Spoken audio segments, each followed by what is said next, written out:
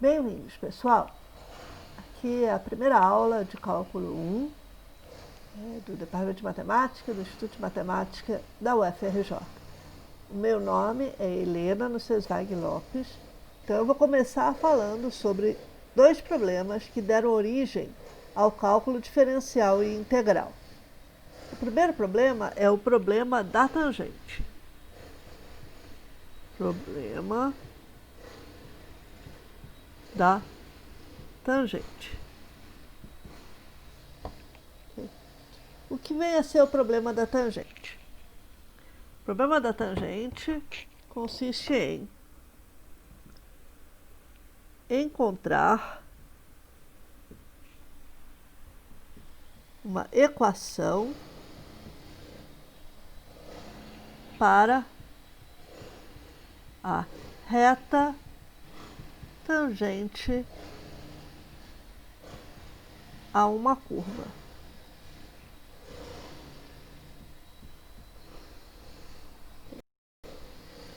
Para a gente poder estar descrevendo esse problema, para a gente poder colocar, equações de retas, etc., tá? Eu preciso de uma equação para a curva. Então eu vou supor que a minha curva é um gráfico de uma função. Certo? Uma função y igual a f de x. Tá? Ok. Então vamos lá, vamos desenhar este gráfico. Tá? Então eu tenho aqui meus eixos cartesianos, o x e o y, e tem aqui uma curva aqui no plano cartesiano xy, tá? E essa curva é y igual a f de x. Y igual a f de x. Para começo de conversa, vocês sabem o que isso quer dizer? Y igual a f de x, apontando aqui para essa curva. Isso quer dizer que cada pontinho nessa curva, pode ser descrito por uma abscissa, uma coordenada horizontal, tá? E uma coordenada vertical, tá? Que são a distância ao eixo x e ao eixo y, tá? Com o sinal. Se o ponto estiver abaixo do eixo y, a distância é negativa. Se o ponto estiver acima do eixo y, a distância é positiva. Certo? Muito bem. Esse ponto aqui também tem uma coordenada, uma abscissa e uma ordenada. Tá? E tem uma relação entre abscissa e ordenada. Por exemplo, se essa abscissa aqui é x0, então essa ordenada vai ser f de x0. Se essa abscissa daqui for x1, então essa ordenada aqui vai ser f de x1. E é isso que quer dizer y igual a f de x, é uma abreviação quando eu aponto assim para uma curva de igual. Isso aqui é y igual a f de x, isso quer dizer que todos os pontos dessa curva são descritos pela forma x, f de x. Sempre que a abscissa for x, a ordenada correspondente é f de x.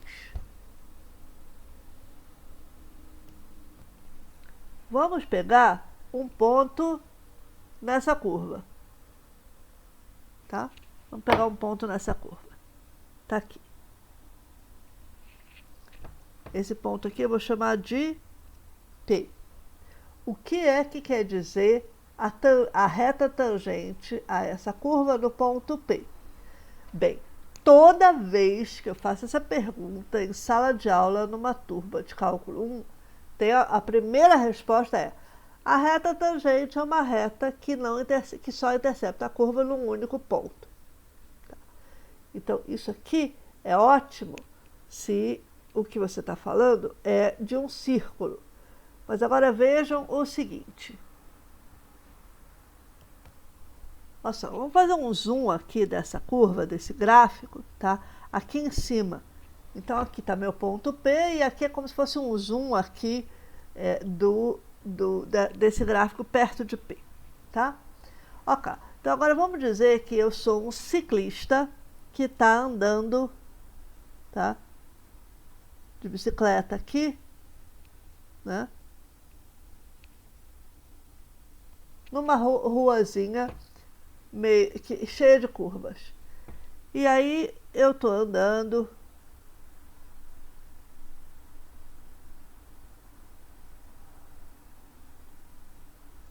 eu continuo andando de bicicleta, tá? Quando chega bem nesse ponto P, alguma coisa me distrai, talvez um esquilo ou um cavalo que passa bem na minha frente, alguma coisa me distrai, eu paro, eu olho para o lado ao invés de olhar para frente, e quando eu dou por mim, eu não fiz a curva, eu deixei de fazer essa curva. Soltei as mãos do volante, do guidão, volante não, do guidão da bicicleta. O que acontece? Para onde é que eu vou? Eu vou seguir a direção tangente. E esta direção tangente, intuitivamente, está aqui. Tá? Então, está aqui. E isso aqui não acaba bem, isso aqui acaba em eu todo espatifado lá pelo meio do caminho, né? Muito bem. Então eu sei intuitivamente, eu tenho uma noção de tangente, que é essa direção que eu vou seguir se eu de repente largo o guidão, né? E se eu fizer este desenho aqui nesse gráfico, nessa curva, o que eu vou perceber é que essa reta aqui, olha só, ela intercepta a curva aqui e aqui, nesses dois pontos. Então, a reta tangente não é uma reta que intercepta a curva num único ponto, porque está aqui um exemplo. Olha só, se eu fosse continuar essa curva aqui em cima, se eu fosse continuar ela, olha o que ia acontecer com a minha tangente. Olha só, ela iria interceptar a curva nesse ponto e neste outro ponto também. Tá? Então, para um círculo, é verdade. Se você tiver um círculo e você olhar o que é a tangente, isso aqui tem uma distorção aqui na gravação e esse meu círculo está com uma cara meio elíptica. Mas vejam só, de fato, essa reta tangente, ela intercepta o meu círculo, eu juro que é um círculo aqui no quadro, né, num único ponto. Tá? Agora, nesse tipo de curva aqui, não intercepta em mais de um ponto. Ainda assim, a gente tem uma noção intuitiva do que é essa reta tangente. Tá? Então, o problema central do cálculo, que deu origem ao cálculo diferencial, é esse problema da reta tangente. Tá? Ok. Outro problema que deu origem ao cálculo é o problema da área. Que problema é esse? O problema da área é assim: suponha que eu tenho uma região, uma ameba qualquer, tá? E eu quero saber qual é a área dessa região.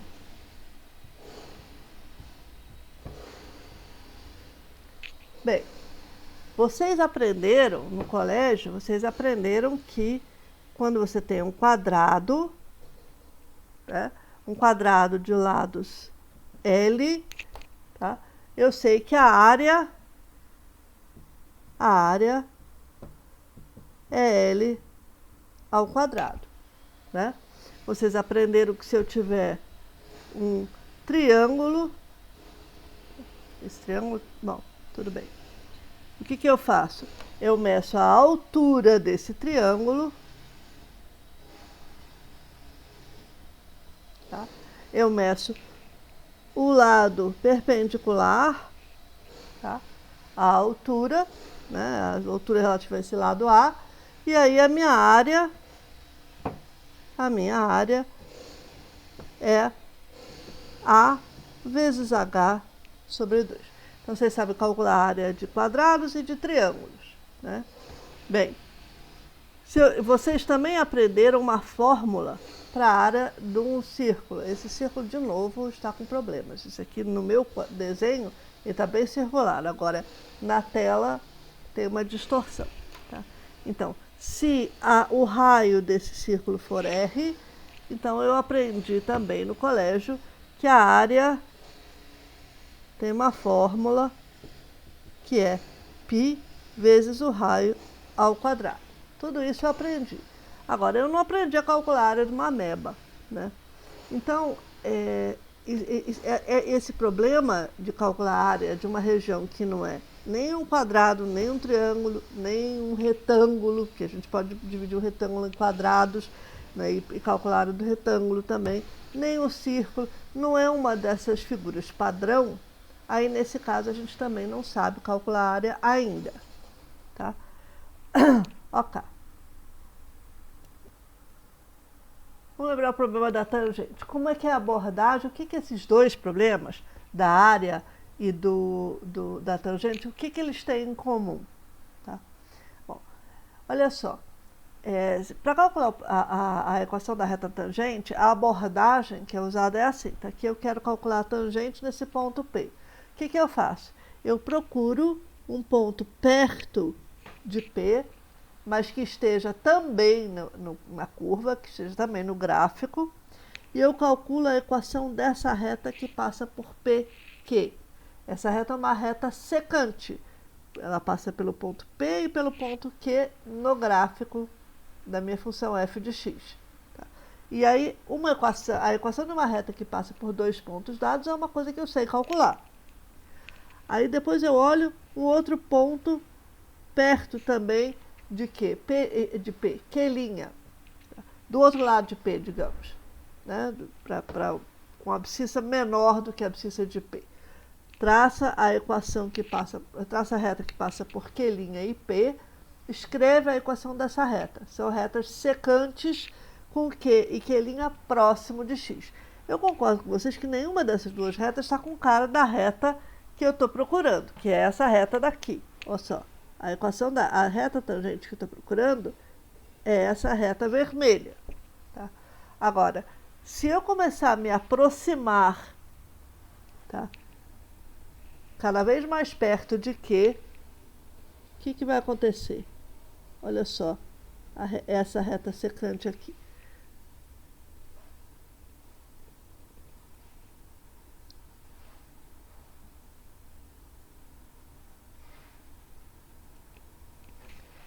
Essas retas vão cada vez mais, elas vão se aproximar dessa reta que eu estou buscando, essa reta vermelha. Tá? Cada vez mais as minhas retas secantes vão ficar mais e mais parecidas com a reta vermelha. Né?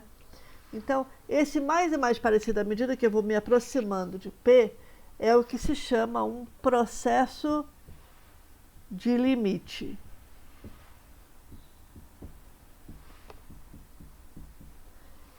Na verdade, é assim que a gente faz também para guiar a nossa bicicleta ao longo de uma curva. A gente não olha nunca para o nosso próprio pé, para a roda da bicicleta quando eu estou andando de bicicleta. Você sempre tem que olhar adiante, à frente. E na hora que você olha à frente, o que você está fazendo é ajustando, e aí você vai ajustando o guidão ao mesmo tempo. Você está olhando sempre ao longo de retas secantes próximas, tentando aproximar a reta tangente, porque a ideia é que você vai seguir sempre na direção da tangente. A direção que você está andando é a direção da tangente, que é a direção que você iria caso você largasse o guidão. Né? Mas a ideia aqui é sempre se aproximar dessa reta tangente olhando para retas secantes próximas. Tá? Se você olhar para o seu próprio pé ou para a ponta da roda da bicicleta quando você está andando, a bicicleta cai. Né? E o outro problema, o problema da área. Como é que funciona o problema da área?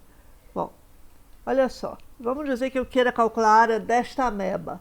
Primeira coisa que eu faço, como eu quero calcular coisas, é mais fácil se eu traço um sistema de eixos cartesianos e assumo que eu posso decompor a minha região em pedaços que cada fronteira ela descreve o gráfico de uma função. Então, no caso, você teria a fronteira de baixo descrevendo o gráfico de uma função y igual a g de x e a fronteira de cima, gráfico de uma função y igual a f de x. Tá? Muito bem. Que a gente poderia usar como abordagem para o problema da área, considerando o que a gente já sabe, que é calcular a área de quadrados, retângulos, triângulos. Vamos olhar o que a gente poderia fazer nesse caso. Então, eu posso pensar em dividir a minha ameba, em aproximar a minha ameba por uma porção de retangulinhos. Eu divido a minha ameba em uma porção de retângulos e aí calculo a área de cada um desses retângulos.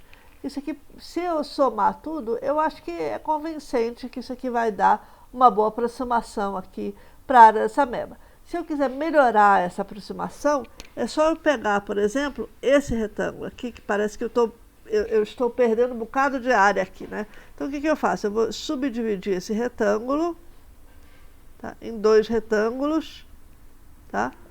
E agora a quantidade de área que eu estou perdendo é menor do que a quantidade de área que eu estava perdendo antes, tá? Então, eu vou melhorar, eu vou refinar a minha aproximação. Tá? Do jeito que eu fiz o desenho, eu estou aproximando por baixo, ou seja, eu estou aproximando essa área por áreas menores. Eu sei disso porque eu estou botando todo mundo aqui contido aqui dentro dessa ameba. Eu poderia, por exemplo, se eu quisesse, aproximar por retângulos por fora dessas curvas. Mas o ponto é, cada um desses retângulos, como eu tenho uma fórmula para y igual a f de x e para y igual a g de x, então eu sei exatamente qual é a altura desse retângulo e de acordo com a minha subdivisão, eu posso calcular também quem é a largura de cada um desses retângulos. E, portanto, eu posso, de fato, calcular a área de cada um desses retângulos e somar eles todos, né? Isso parece estar dando uma boa aproximação ou algum tipo de aproximação para a área da ameba que eu quero. Aí vocês vão dizer assim, poxa, professor, então a única coisa que a gente vai conseguir melhorar no cálculo 1 é aproximar a área de ameba ou então calcular a equação de reta tangente aproximada, é isso? Não, porque tem um conceito super importante que é comum a esses dois problemas, que é o conceito de limite, processo limite. Tá? Ou seja, à medida que eu vou melhorando cada vez mais a minha aproximação, será que existe uma equação limite de reta, que seria a reta tangente? Tá? Será que vai existir uma área limite de todas essas áreas aproximadas? Tá? Isso é que a gente vai explorar no cálculo 1. E, surpreendentemente, tá, Newton descobriu que esses dois problemas, o problema da tangente e o problema da área, estão intimamente relacionados. Parece que não tem chongas de pitibiriba a ver um com o outro. No entanto, são o mesmo problema, essencialmente. Né? Ok, então, a conversa começa assim. Tem uma função y igual a f de x. Tá? F pode estar definida no intervalo, com valores em R. Né? Esse intervalo pode ser aberto, fechado, finito, infinito, tanto faz. É um intervalo, é A, B, o A pode ser menos infinito, o B pode ser mais infinito, o A pode ser 3, o B pode ser mais infinito, o A pode ser menos infinito e o B pode ser 17, ou você pode ter um intervalo da forma menos 58 até 2. Tá? Não interessa, é um intervalo. Tá? Ok. O que é limites? Bom, a pergunta que a gente vai se fazer é o seguinte, será que existe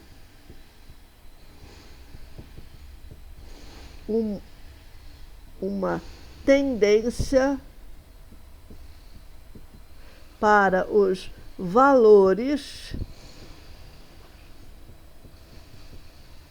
de f de x quando x se aproxima de A. Será que existe uma tendência dos valores? Então, uma questão central que tem que prestar atenção aqui é a dependência. F de x depende de x.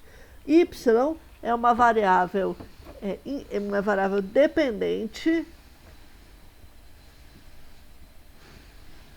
e x é uma variável independente. Então, essa dependência do y em x é fundamental nessa pergunta. Então, à medida que eu vou tomando x's, valores de x, cada vez mais perto de um certo valor A, será que os valores de f de x correspondentes estão se aproximando de algum valor, de algum número? Tá? Será que existe uma tendência para esses valores de f de x de se aproximarem de algum número quando x fica cada vez mais perto de A? Por exemplo, né? Vamos ver um exemplo. Tá? Eu vou pegar y igual a f de x e é uma função linear, 3x menos 7. Aí eu vou pegar a igual a 4 e eu vou me perguntar se existe alguma tendência para os valores, para os números 3x menos 4, à medida que o x fica cada vez mais perto de 4. Tá? Bom, a primeira coisa óbvia, conta óbvia que eu vou fazer é a seguinte: f de 4 é 3 vezes 4 menos 7, né? O x aqui eu tenho que substituir por 4, isso aqui é 12 menos 7, que é igual a 5. Tá? Bom, então eu descobri que f de 4 é 5. Ah, então acabou o problema? É só botar 5 e pronto? Não, porque esta não é a pergunta. Nós não estamos perguntando qual é o valor da função no ponto x no ponto A igual a 4. Eu estou perguntando perto de A igual a 4, o que está acontecendo com os valores de f de x. Então, o que é interessante aqui é a gente fazer uma tabela. Vamos pegar valores de x e valores de f de x correspondentes, tá? Eu vou fazer uma tabelinha, aí eu vou olhar para valores próximos de 4.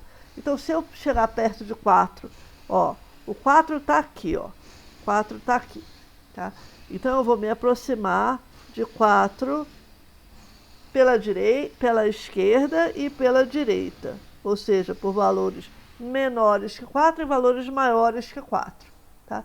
Por valores menores que 4, eu posso considerar, por exemplo, x igual a 3,9. Todo mundo concorda que isso é um número menor que 4, mas que está perto de 4. Vou chegar mais pertinho, 3,99. Mais pertinho ainda, 3,999. Bem, agora vamos chegar perto de 4 pela direita, por valores maiores que 4. Então, por exemplo, 4,1, 4,01, 4,001. E vamos ver o que acontece com os valores de f de x correspondentes. Tá?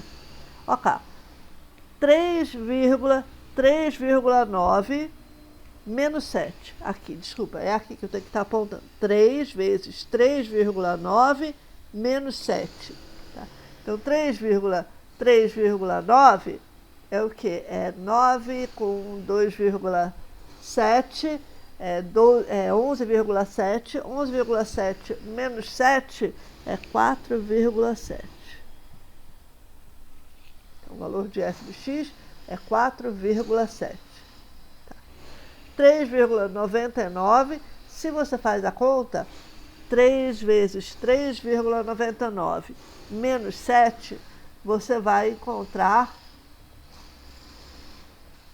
3,99 é o quê? 3 vezes 3 é 9, mais 3 vezes 99, vírgula, né? 3 vezes 99 é 3 vezes 100 menos 3, tá? Então, é 300 menos 3, que é 297, tá? Então, com a vírgula aqui, fica 2,97, com mais 9, 11,97, menos 7 dá 4,97. Se eu fizer a conta análoga para 3,999, eu vou ganhar 4,997.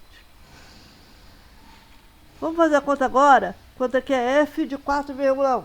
F de 4,1 é 3 vezes 4,1, que é 12,3. 12,3 menos 7, 5,3.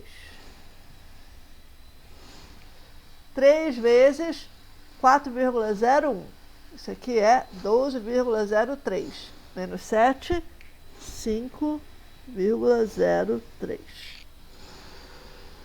3 vezes 4,001, 12,003. Menos 7, 5,003. Bem, o que eu estou notando? À medida que eu vou me aproximando de 4 por valores maiores do que 4, os valores de f de x correspondentes estão cada vez mais próximos de 5. O erro é o quê? Nesse caso 0,3, neste caso 0,03 e nesse caso 0,003. Se eu me aproximar por valores menores do que 4, eu vou ter um erro em relação a 5 de 0,3, 0,03, 0,003. Bom, no final das contas, o que parece que está acontecendo é que o limite de 3x menos 7, quando x se aproxima de 4, é 5. Que por acaso é o valor de f em 4. Vamos ver mais um exemplo. Olha para essa nova função aqui. F de x é x² menos 9 sobre x menos 3. E a é igual a 3. Agora, deu ruim, né? Porque se eu for calcular quanto é que dá f de 3, eu vou descobrir que f de 3 é 3 ao quadrado menos 9 sobre 3 menos 3, que daria 0 sobre 0. 0 sobre 0 não existe. Eu não posso dividir por 0. Tá? Lembre-se, né? Não pode dividir por 0. Não pode dividir por 0 porque a divisão por 0 não está definida. Então, significa que eu não posso avaliar f em 3, ou seja, não existe, eu não posso substituir x igual a 3. Bom, mas isso significa, então, que não tem limite, não tem uma tendência de valor quando x está perto de 3? Não sei. Vamos ver aqui com a nossa tabela. Tá? Então, vamos fazer mais uma tabela aqui para x perto de 3. Então, está aqui o 3. Eu vou tomar aqui x perto de 3 por valores menores e por valores maiores, pela esquerda e pela direita. Por aqui e por aqui. Tá? Bom, então vamos fazer a nossa tabelinha aqui. X e f de x. Vamos considerar valores menores que 3. Vamos pegar 2,9, 2,99, 2,999, 3 por valores maiores, 3,1, 3,01, 3,001. Tá? E a gente usa uma calculadora para calcular aqui os valores de f correspondentes. E olha só a tabela que a gente acha depois de inserir tudo numa calculadora. Se x é 2,9, o valor de f de x, quando eu calculo 2,9 ao quadrado menos 9, dividido por 2,9 menos 3, eu ganho 5,9. Se eu calculo 2,99, tudo isso ao quadrado, subtrai 9, divide por 2,99 menos 3, eu ganho 5,99. E assim por diante. O resto da tabela fica preenchido assim. Então, o que eu estou notando? À medida que eu fico cada vez mais perto de 3, por valores menores que 3, pela esquerda, os valores de f de x correspondentes estão ficando cada vez mais próximos de 6. À medida que eu me aproximo de 3 pela direita, por valores maiores do que 3, os valores de f de x correspondentes estão ficando cada vez mais próximos de 6. Então, a minha teoria é que o limite de x² menos 9 dividido por x menos 3, quando x se aproxima de 3, é igual a 6. Será que isso aqui é verdade? Bom, observe o seguinte. Se o x não for igual a 3, tá? Então, eu posso fazer todas as contas que eu quiser, porque x² menos 9 sobre x menos 3 está mais do que bem definido. E eu descubro o seguinte, que x² menos 9 dividido por x menos 3, eu consigo fatorar esse x² menos 9 em x mais 3 vezes x menos 3 dividido por x menos 3. Aí, como x menos 3 agora não é igual a 0, porque o x é diferente de 3, então eu cancelo, eu estou dividindo pelo mesmo número no numerador e denominador, cancelo o numerador com o denominador e descubro que isso aqui é igual a x mais 3. Ou seja, esta função f de x, ela é igual a uma função g de x, que é x mais 3, desde que o x seja diferente de 3. Porque enquanto que essa função eu posso avaliar para x igual a 3, essa aqui eu não posso. Tá? Bom, mas como só queremos a tendência perto de 3, tá? Eu não quero o valor da função, né? Eu descubro que o limite de f é igual a 6, que é igual ao limite do x mais 3. Limite de x mais 3, quando x se aproxima de 3, vai ser 6. Tá? Esse limite daqui, para a gente calcular, é muito mais fácil do que calcular o limite de x² menos 9 sobre x menos 3. Isso aqui é muito mais intuitivo. Quando eu pego 2,9, 2,99, 2,999, 2,999999, tá? Assim por diante. Eu somo 3, vai ficar cada vez mais perto de 6. Isso é bem intuitivo. Vamos olhar para mais um exemplo. X igual a f, y igual a f de x igual a x sobre módulo de x. E o a é igual a 0. Então, a primeira observação é que, novamente, não existe f de 0. Eu não posso simplesmente substituir a igual a 0 e fazer a conta, porque isso aqui daria 0 sobre módulo de 0, que é 0 sobre 0 e que não existe. Tá? Então, não posso substituir f de 0, 0 aqui, f não está definida em 0. Bom, isso significa que não tem uma tendência bem definida? Não sei. Vamos ver. Vamos fazer a nossa já tradicional tabela, com x e f de x. E eu vou me aproximar de 0 pela direita e pela esquerda. Então, o que está acontecendo? Vamos pegar x igual, por exemplo, 0,1, eu me aproximo pela direita.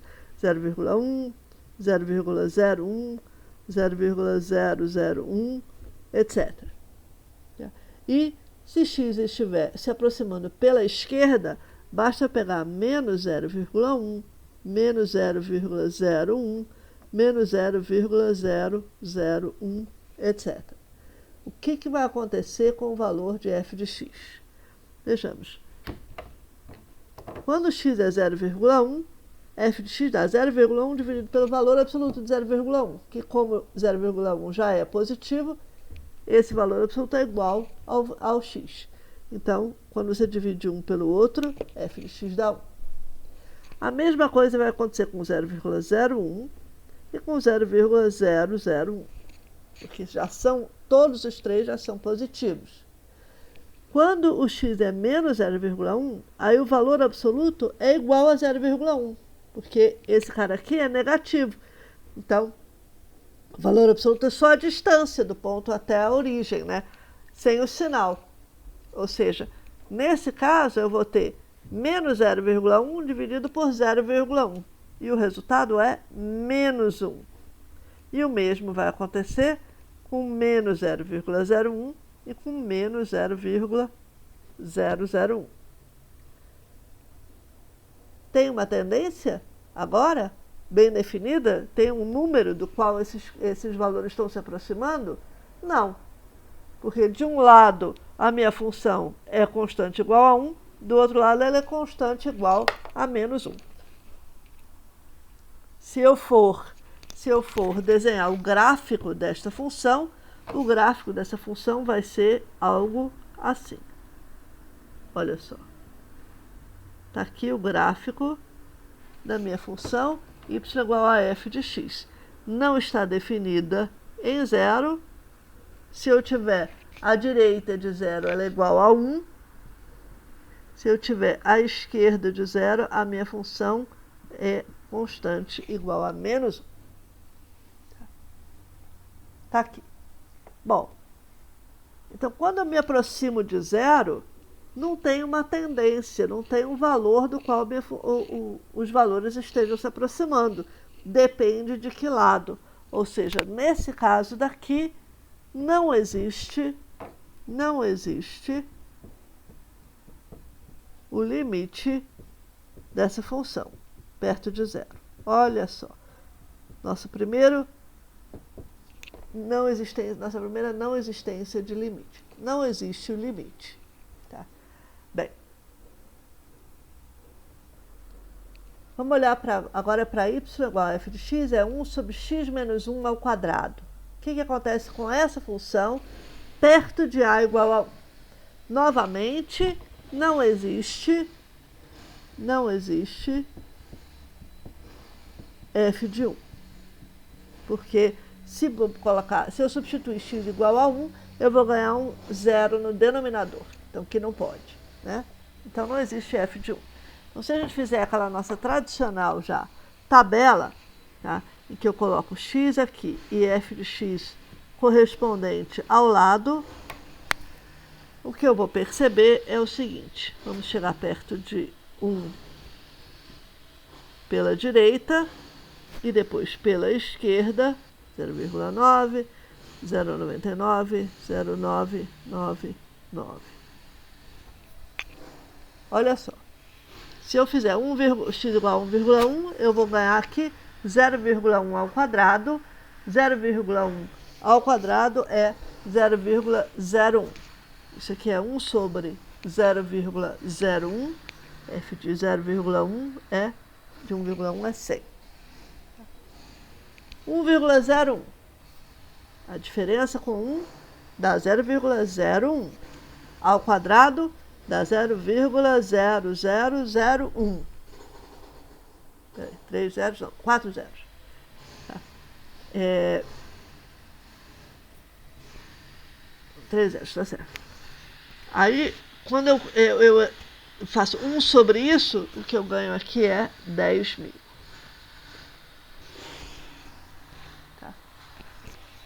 Se eu olhar para x igual a 1,001, substituir aqui, eu vou ganhar 0,001 ao quadrado, e o resultado, quando eu pego o inverso, é 1 milhão. Tá?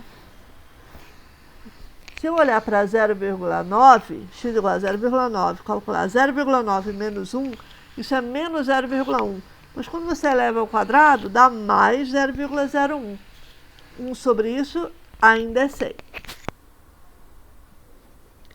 E assim por diante. Eu ganho 10.000 aqui, eu ganho 1 milhão aqui.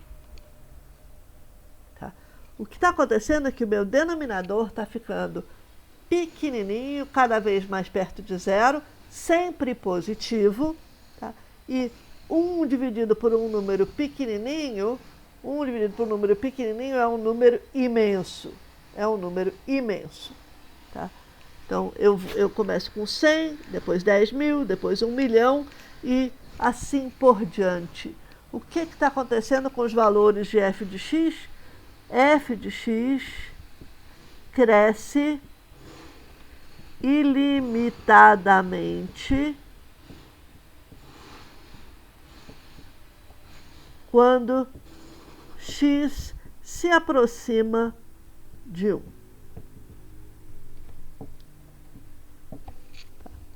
Como f de x depende dos valores de x, à medida que o x fica cada vez mais perto de 1, os valores de f de x explodem, eles crescem ilimitadamente. Tá?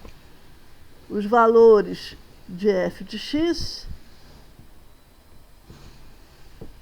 ficam arbitrariamente grandes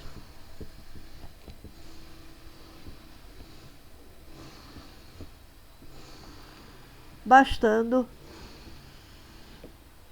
tomar x suficientemente próximo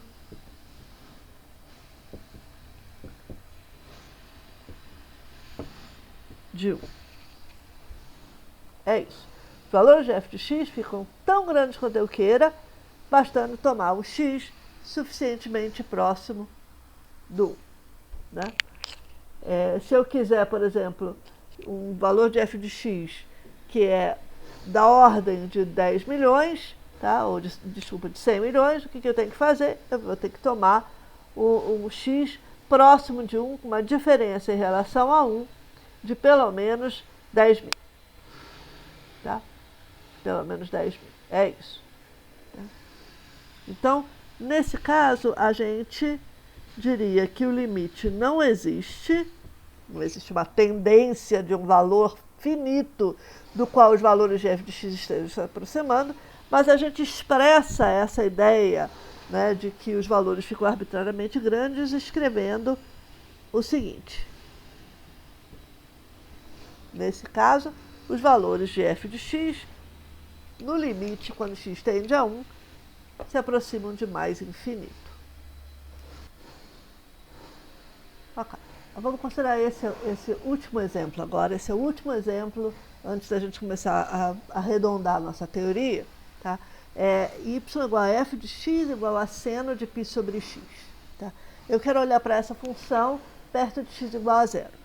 Para variar um pouco, tá? Eu não posso substituir a igual a zero, porque eu receberia um argumento em seno de π sobre x, que seria seno de π sobre zero. E não dá, né?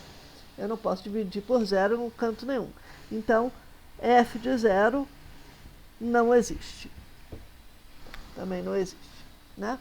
Então, vamos olhar perto de zero. A gente, de qualquer maneira, a gente não está interessado no processo de limite no que acontece no ponto limite. A gente que está interessado no que acontece perto do ponto limite com os valores correspondentes da função f. Né?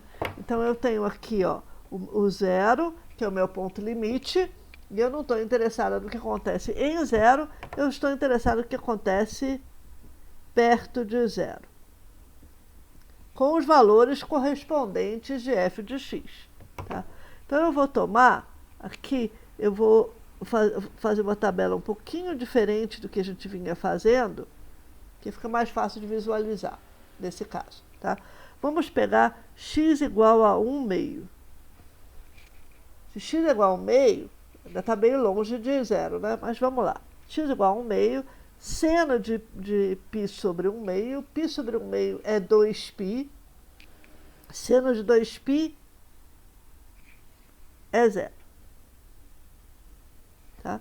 Vamos desenhar aqui a nossa bola trigonométrica, que para variar um pouco deve parecer com uma elipse, aí para vocês 2π é esse ângulo daqui, né? Que dá uma volta inteira, seno é zero. Vamos chegar um pouquinho mais perto. 1/4. Π sobre 1/4 é 4π. Seno de 4π ainda é zero. Nossa, tá uma cara boa, né? Vamos pegar assim, 1 sobre 1024. 1024 é 2 elevado à 10ª potência. Tá? 1 sobre 1024, o que acontece? Π sobre 1024, tá? É 2 elevado à 10ª vezes π.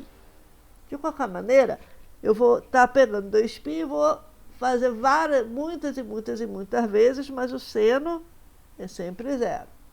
Tá? Na verdade, se eu calcular quanto é que é x igual a 1 sobre 1 milhão, que é um número muito pequenininho, né? É 0, aí tem 0, aí depois tem, tem 5 zeros e depois tem 1, tá?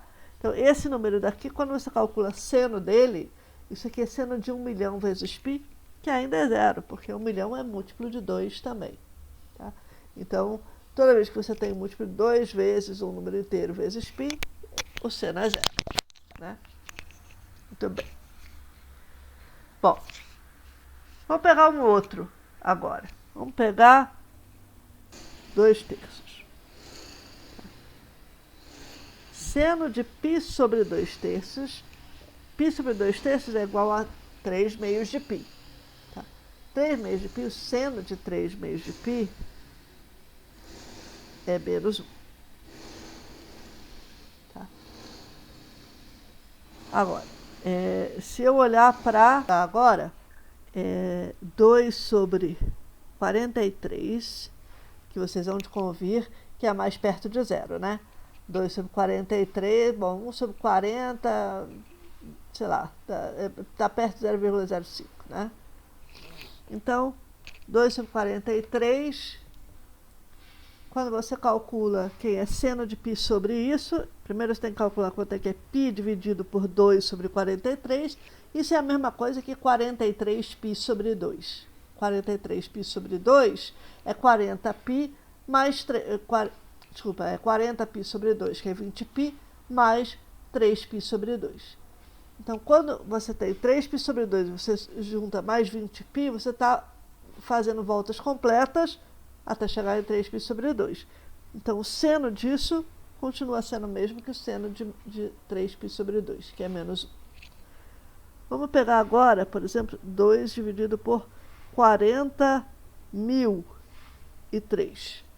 40003. 4, 3 zeros e 1, 3. Tá? 2 sobre 40.003, quando você calcula isso aqui, se você pensar um pouquinho, 2 sobre 40.000 é igual a 0,00005. Tá? Então, é 0,4 zeros e um 5. Né? Então, é um número já bem perto de zero. Tá?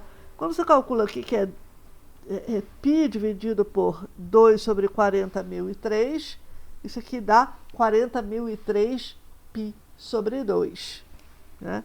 Π dividido por 40.003 dividido por 2 é igual a 2 sobre isso. É isso que eu queria dizer.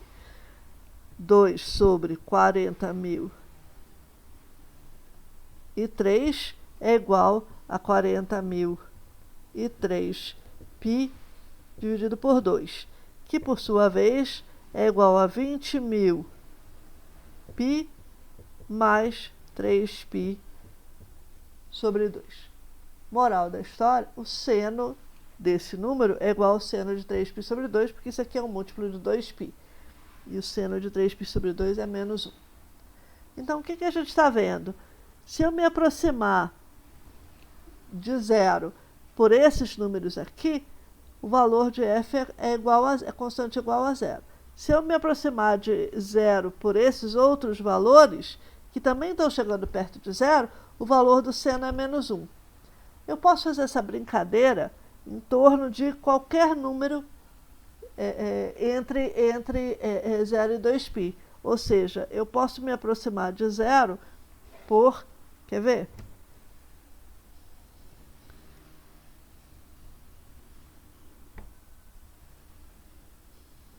Qualquer número, desculpa, entre 0 e 2. Né? Então, eu posso me aproximar de zero fazendo números da forma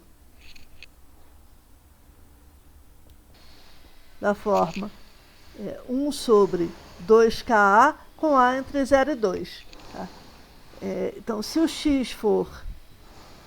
A é uma péssima notação.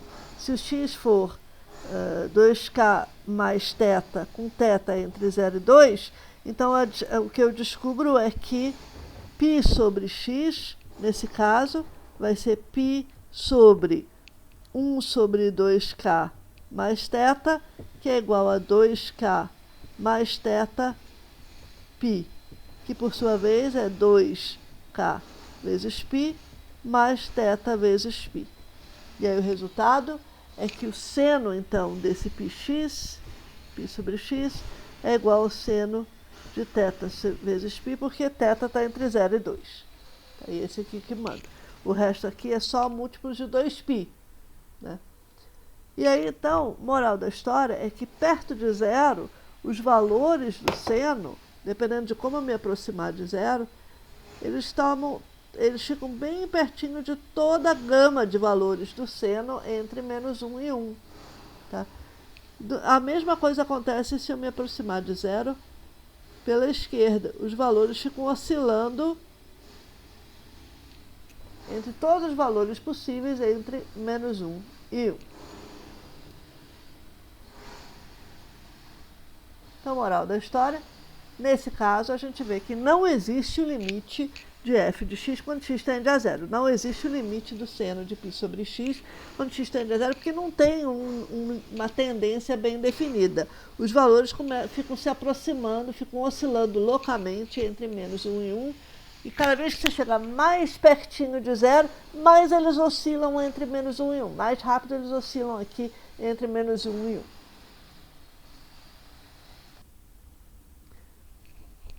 Chegou a hora da gente definir o que é o limite. Então, a definição diz o seguinte: dizemos que o limite de y igual a f de x, quando x se aproxima de a, é L, se os valores de f de x ficarem arbitrariamente perto de L, bastando que x esteja suficientemente perto de a. Então, a palavra arbitrariamente é importante, assim como a palavra suficientemente. E isso aqui expressa a dependência do y em relação a x, do f em relação a x. Tá? Porém, x diferente de a. Então, o que é fundamental aqui? O que é fundamental é, primeiro, não interessa, quando a gente está falando do cálculo de limites, o que acontece em x igual a a. Segundo, eu preciso ter uma maneira de identificar que eu estou arbitrariamente tão perto do L quanto eu quiser, ou seja, se eu disser para vocês, vamos tomar valores de x de modo que o y esteja perto de L de no máximo 0,008. Então, eu quero isso. Aí eu disse, quanto é que é suficiente eu chegar perto de A? Quanto é que eu tenho que estar perto de A para garantir isso? Tá? Esse é o tipo de pergunta envolvido no cálculo do limite. Escrevemos, a gente tem uma notação abreviada, porque venhamos e convenhamos, escrever isso aqui tudo é meio cansativo. Então, a gente escreve limite de f de x quando x tende a A é igual a L. Tá? E o que a gente viu até agora foi que o limite de 3x menos 7 quando x tende a 4, nós vimos que isso aqui era 5.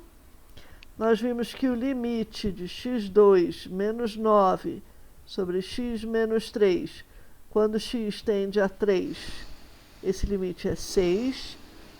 Nós vimos que o limite de x sobre módulo de x, quando x tende a 0, não existe. Mas existe sim uma tendência bem definida se eu me aproximo apenas pela esquerda ou apenas pela direita. Nesse caso, existe sim uma tendência bem definida. E a gente viu também que o limite do seno de π sobre x, quando x tende a zero, não existe, porque você tem uma forte oscilação dos valores de f de x. E nós vimos também que o limite de 1 sobre x menos 1 ao quadrado, quando x se aproxima de 1, é mais infinito. Os valores ficam arbitrariamente grandes e positivos. Uma coisa extremamente importante para a existência do limite é a existência de limites laterais.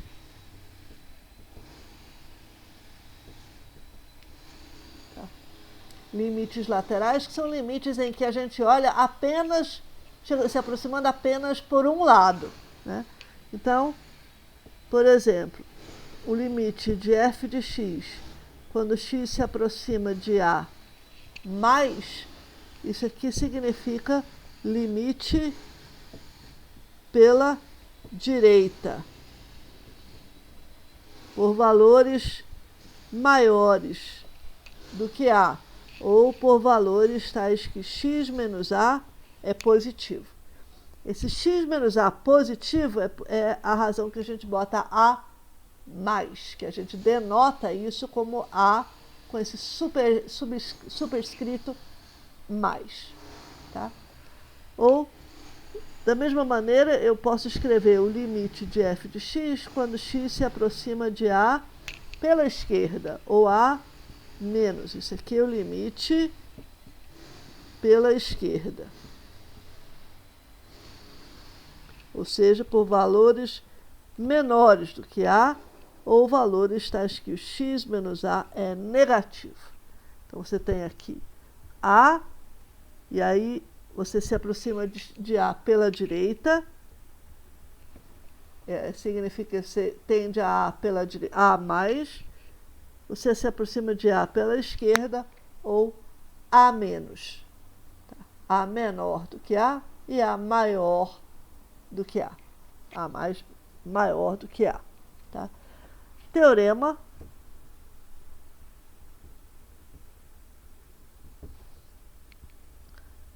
Seja y igual a f de x, existe limite de f de x quando x tende a, e esse limite é L, se e somente se existir ambos os limites laterais e eles forem iguais.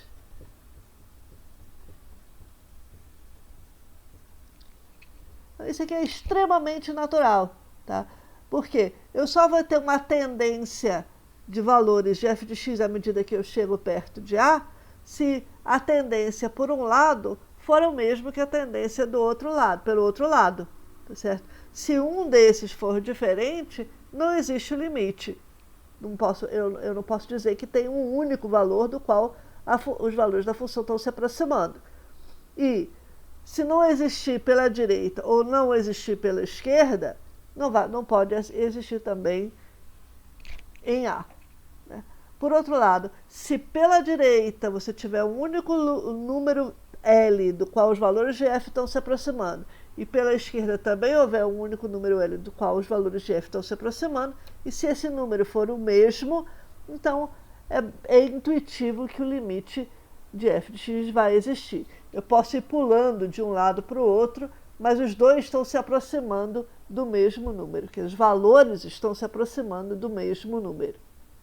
Né? Então, esse é o primeiro resultado importante da teoria de limites, é esse teorema sobre os limites laterais. o limite de uma função num ponto A existe se e somente se os limites laterais existirem e forem iguais. O exemplo que a gente viu, 1 sobre x menos 1 ao quadrado, perto de x igual a 1, tá? Que dava mais infinito, é um exemplo de um objeto chamado limites infinitos, que é quando os valores de f de x ficam arbitrariamente grandes, ou positivos ou negativos.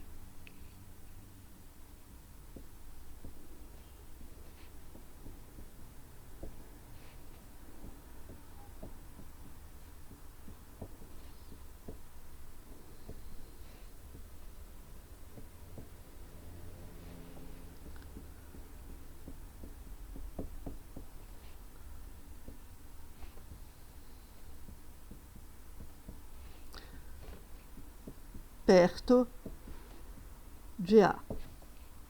Tá? Então, você exprime isso dizendo o limite de f de x, quando x tende a A, é mais infinito, se, à medida que eu me aproximar de A, os valores de f de x ficarem cada vez maiores, ilimitadamente e positivos. E aí, respectivamente, o limite de f de x, quando x tende a A, é menos infinito, se os valores de f de x ficarem arbitrariamente grandes e negativos à medida que eu me aproximo de A. Tá? Da mesma maneira, a gente pode falar de limites laterais infinitos.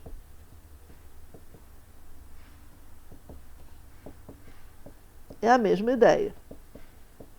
Né? Posso falar do limite de f de x quando x tende a A pela direita ser mais infinito, respectivamente menos infinito. E eu posso falar do limite de f de x pela esquerda ser mais infinito e, respectivamente, menos infinito. E o que significa isso? Do momento, isso aqui é só definição que eu não estou escrevendo com todas as letras, mas é bastante claro. A definição do limite pela direita ser mais infinito significa que os valores de f de x tornam-se arbitrariamente grandes e positivos, bastando para isso eu me aproximar de A por valores maiores do que A suficientemente. Os valores de f de x vão ficar arbitrariamente grandes e negativos, bastando tomar x suficientemente próximo de A pela direita, ou por valores maiores do que A. E a coisa análoga aqui para limites pela esquerda. Tá? Qual é a cara do gráfico? Né? Então, gráfico de uma função com limite infinito em A. Tá? Como é que vai ser a cara do gráfico? Então, vamos dizer que eu tenha aqui um ponto x igual a A, aqui uma abscissa, x igual a A, tá? E vamos dizer que para minha função f, eu tenho uma função cujo limite pela direita seja menos infinito, tá? E o limite pela esquerda seja mais infinito. Vamos supor que eu tenha essa situação. Como é que ficaria o gráfico dessa função? Olha só, em x igual a A, isso aqui que eu estou desenhando aqui seria a reta vertical x igual a A. Em x, quando eu me aproximo de A por valores maiores do que A, os valores de f de x correspondentes estão ficando arbitrariamente grandes e negativos. Então, eu tenho uma situação desse tipo. Se eu me aproximar de A pela esquerda, e o limite é mais infinito, eu sou obrigado, eu não posso cruzar o A. E os valores estão ficando cada vez maiores, eu não posso cruzar o A. Então, olha o que está acontecendo. O gráfico da função está se aproximando dessa reta vertical x igual a A. o gráfico está se aproximando aqui dessa reta vertical, né? Por valores positivos de um lado, por valores negativos do outro lado, tá? Então, a gente diz, nesse caso, que x igual a A é uma reta assíntota vertical. Toda vez que você tem um limite infinito, você tem uma reta assíntota vertical. Nesse caso, o gráfico está assintotando dessa maneira. Tem várias maneiras que você poderia estar assintotando uma reta vertical. Por exemplo, nesse caso aqui, o que eu desenhei foi uma função cujo limite, quando x tende a A, pela direita e pela esquerda, é mais infinito. Esse é tipo a nossa função 1 sobre x menos 1 ao quadrado. Aí o que acontece? O que eu fico sabendo nesse caso é que se eu me aproximo de A pela esquerda, os valores vão embora, vão ficando cada vez mais altos. Pela direita, vão embora ficando cada vez mais altos. Então, perto de x igual a A, o gráfico tem esse tipo de formato. Tá? Nunca chega em A, nunca vai cruzar o A, se você quiser cruza em mais infinito, não cruza de fato, né? Mas fica arbitrariamente grande. E nesse caso, esse outro desenho aqui é uma função cujo limite quando x tende a A é menos infinito. Então os valores ficam arbitrariamente grandes, porém negativos. Você pode imaginar que isso aqui vai embora aqui para menos infinito. Né? Muito bem. Como pode deixar de existir limite? Como é que pode deixar de existir limite? De tudo que a gente viu, a maneira que você pode ter uma função para a qual o limite não existe, sabe? De fato, só tem 3 maneiras diferentes. Então, os limites laterais existem e são diferentes.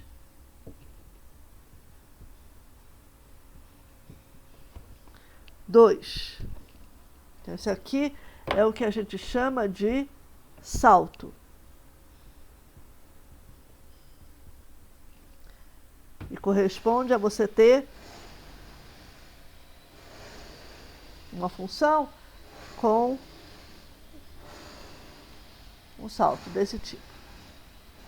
O limite lateral de um lado é uma coisa, do outro lado é diferente, e você tem e essa diferença aqui corresponde a esse salto e é responsável pela não existência do limite.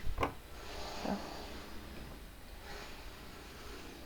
Aí você pode ter limites infinitos.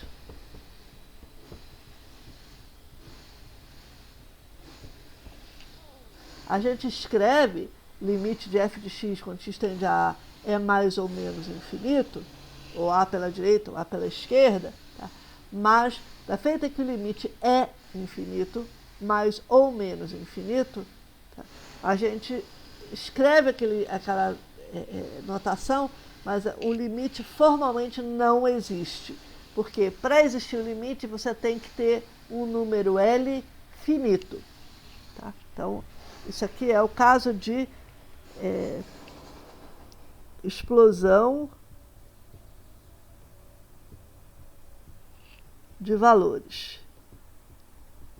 Os valores ficam arbitrariamente grandes e aí o gráfico correspondente é um gráfico em que você tem uma assíntota vertical, pode ser assim, pode ser uma assíntota em menos infinito, pode ser uma assíntota em menos infinito de um lado e mais infinito do outro, ou em menos infinito e em mais infinito. Mas em todos esses casos, você tem uma assíntota vertical. Então, assíntota vertical. Uma reta assíntota é uma reta da qual o gráfico esteja se aproximando. Então, nesse caso aqui, ela vai ser sempre vertical. E a outra maneira é excesso de oscilações. Tá? Então, nesse caso daqui, é o caso, por exemplo, do seno de π sobre x, em que a função oscila loucamente perto do ponto limite. Tá? E aí é uma espécie de ambiguidade, você não sabe para onde vai a função, então o limite acaba não existindo. Né? Então isso aqui é o que a gente chama de não existência por oscilação. Tá? E o exemplo canônico é em que você tem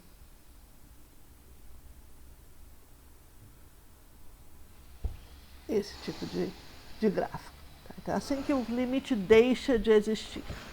Bem, pessoal, isso aqui acaba o conteúdo da aula de hoje. Na aula síncrona, eu vou estar fazendo vários exercícios, vários exemplos de aplicação desses conceitos. E vamos rever esse conteúdo e fazer os conceitos, os exemplos. Tá? Até mais tarde.